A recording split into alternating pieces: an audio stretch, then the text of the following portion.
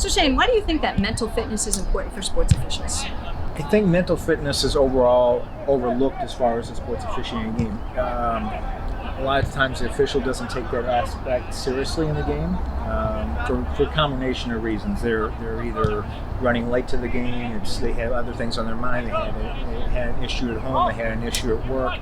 And just like physical fitness, the mental aspect of the game is very important to success in the game itself. Do you think an official who's more mentally fit can manage a game more easily? Yeah, and a lot of that comes with preparation as far as what's the importance of the game. All games are important, but maybe the team's on a 5-game losing streak and the official isn't aware of that. Maybe there's a new coaching change, or maybe there's maybe the star player is out of the game. How is that game different than the previous games these teams played? And sometimes the official just treats it as another game and they're not mentally prepared for the game at hand. And sometimes that ends up being a failure to them because they're not mentally prepared for the game. So you're saying that an official who is mentally prepared for a game has an edge? I believe so. And so how do you, with your experience, how do you get mentally prepared for a game? You know, for each official it's different. Maybe it's songs you listen to on the radio or your tape or CD or your car on the way in. Maybe it's you meditate. Some officials meditate. Everybody goes about it a different way. I personally, I have a warm-up track. I do a certain amount of field before the game. Get my mind in the game. Take a look at the crowd. Soak in the atmosphere.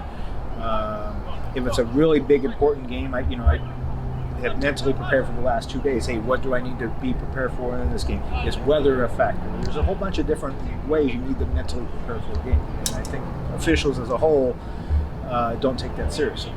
Do you think that if you're mentally prepared, there is less stress, especially when you're facing maybe a pressure situation? I think if you're mentally prepared for different situations in a game, it becomes a less stressful and easier game throughout.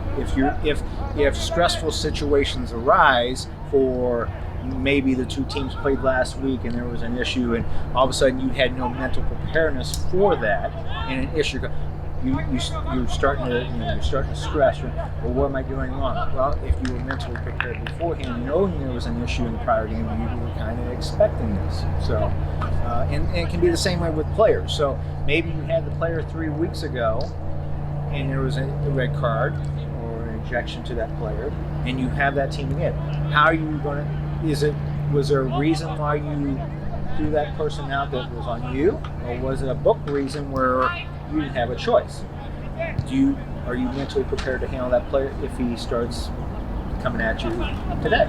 So do you see more players being more mentally prepared and officials being less prepared? And do you think that one of them have an edge in that relationship? I think now with all aspects of the game, I think the player sometimes is more prepared both physically and mentally than the official is. I think with all the information that is out there about the opponents, there's teams that track referees. I don't think a lot of referees are, quote, tracking. Again, you don't want to come in with a bias, but you want to come in with a mental knowledge of what to expect this day with the game.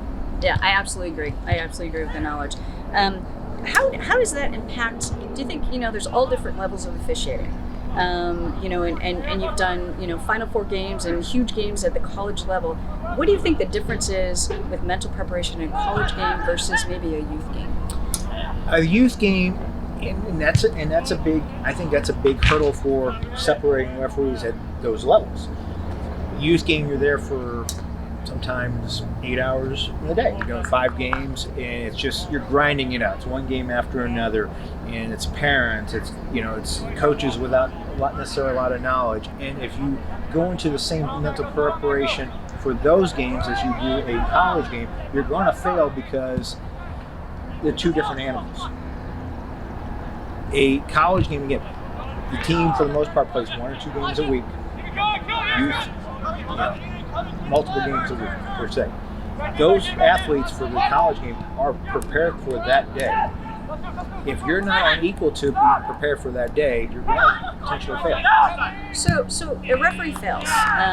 Maybe he loses some self-confidence. And say, for example, I'll give you a perfect example. What if you're in a game, you make a bad decision? How do you recover from that? What keeps you motivated? What keeps that confidence level up? Sometimes a bad decision is a big, if you truly care and you're truly mentally fit, a bad decision, or you go, why did I make that? You instantly, I'm not going to make another one. And sometimes I think a less prepared official, let's just say we've all missed calls. You miss calls, I've missed calls. Absolutely. If you worried about doing a makeup call for that missed call, now you've missed 2 calls. Now, the obvious call that is missed by everybody knows you missed the call. It's how you handle it. I mean, sometimes a simple, hey, I made a mistake, calms the situation. Again, okay, he's human. Now, you can't do that more than once a game because you're going to lose credibility. But sometimes even that mental, hey, I made a mistake, if it's a simple one, like a throw in midfield or a goal kick, corner kick. Players and coaches accept a certain amount of human error.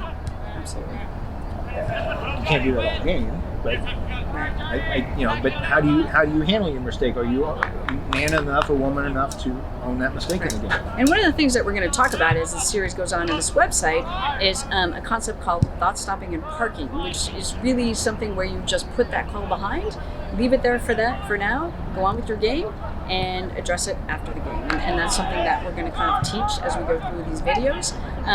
One more thing I kind of want to address, Shane, if you can maybe think through your career, because you've had a long career, some of the things or maybe techniques that you've used to continue with that longevity, because there's so many referees that they can't handle. They make a bad call, they drop out. They're stressed at home, they can't get motivated to do things, and they drop out. So what's made the difference with your career? I've always been a goal writing person ever since I was 16. You knew me close to that age. I did.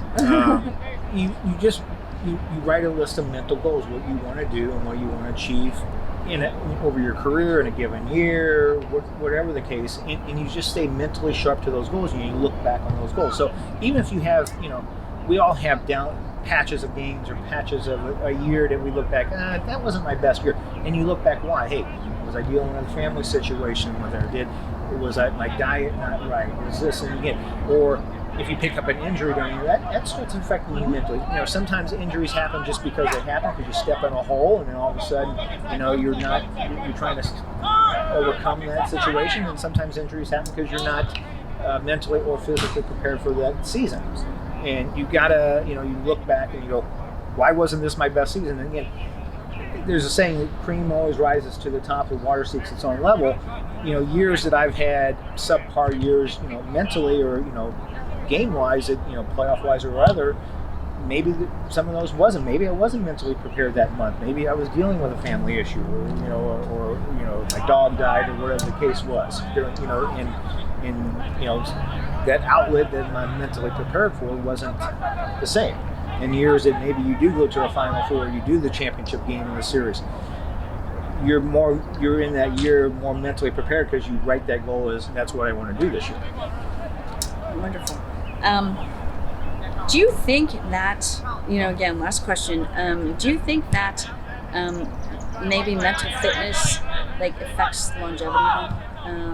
Especially, it can. Yeah. I think it can. Every college season, you go into, or in my case, every year, you go into, are you mentally prepared for this year? And I think if you are consistent with your habits, preparing, and it can lead to longevity. You have a couple years of subpar performances, or your games you think you should be doing is going down. A lot of it might be because of you're not mentally prepared for it. And again, coaches can see physical unpreparedness with the videotape, and again, coaches will test you prior to a game. Hey, what do you know about this team? Or how many games have you done this week? And in this day and age, with everybody knows what everybody's doing because it's out there on the internet, coach will say, "Hey, are you ready for this?" And sometimes referees shoot themselves in the foot with, "Hey, it's like, it's my second game of the day. I did the high school game down the street." Oh, so now are you not physically prepared? Maybe you're mentally tired for the game too. Because this game is much as mental as it is physical at times. I agree, and I think that's one of the things that why I've developed this program and developed this site is to kind of balance that mental fitness and physical fitness, and they both have to match together in order for a referee to be successful.